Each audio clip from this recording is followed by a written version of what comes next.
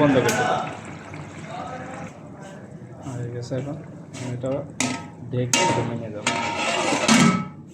আজকে আমি রেসিপি বানাবো কাতলা মাছ। বাংলাদেশে বলে হচ্ছে কাতল। কাতল মাছ দিয়ে আজকে কি রেসিপি বানাবো আপনাকে দেখেছি। সবজি হচ্ছে আপনার চাল কুমড়ে। চাল কুমড়ে বাংলাদেশের খুব জালি। চাল কুমড়ে দিয়ে এটা মিক্স করি রেসিপি। আর এটা পেঁয়াজ, মরিচ, টমেটো আর হচ্ছে রসুন। রসুন আমি ছেঁচে এনেছি, ব্লেন্ডার করে নিয়েছি। এইগুলো হচ্ছে আমার পেঁয়াজ মরিচ। আর এটা ময় মশলা, মিক্স মশলা, মরিচ পাউডার, নমক, হলুদ আর জিরে পাউডার। এটা ভাইজিয়ে আমি মিক্স করে নিয়েছি। আমি আলাদা রাখি, যে পরিমাণ লাগে ওই পরিমাণ দিই। এই হচ্ছে ময় মশলা। আমি কীভাবে বানাই আপনাদের দেখাবো। ফ্রাই এখন গরম হয়ে গেছে, আমি অয়েল দিয়ে দিলাম। মাছ ফ্রাই করবো, অয়েল দিয়ে দিলাম। তেল গরম হয়ে গেছে, এখন আমি মাছ দিই।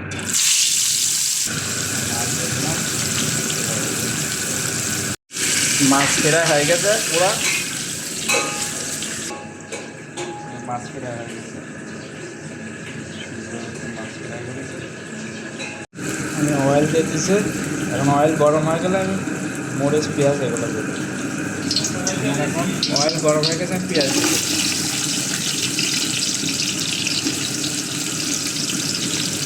পেঁয়াজ দেওয়ার পরে কাঁচামরিচ দেওয়ার পরে আমি এভাবে নাড়াচাড়া দিই।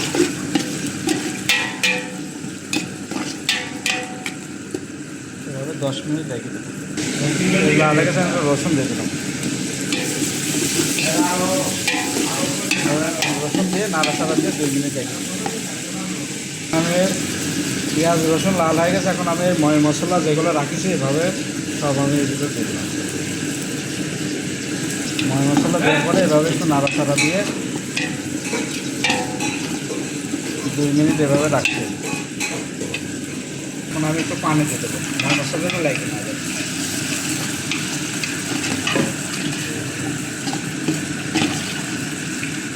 পেঁয়াজ মরিচ কষানো হয়ে গেছে দেখেন। এখন আমি সবজি দিয়ে দেবো। এবারে আমি আলু দিয়ে দেবো। আলু দিয়ে নাড়াচাড়া দিয়ে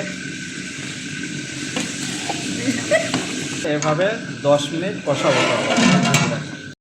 10 মিনিট হয়ে গেছে, দেখি কী অবস্থা। টমেটোগুলো দিয়ে দিলাম। এভাবে এখন নাড়াচাড়া দিলাম। টমেটো দিয়ে কষানো হয়ে গেছে আমার সবজি। পানি দিয়ে দেবো, আমার মতো পানি দিয়ে দেবো। যে পরিমাণ পানি লাগবে এভাবে ওই পরিমাণ পানি দিয়ে দেবো।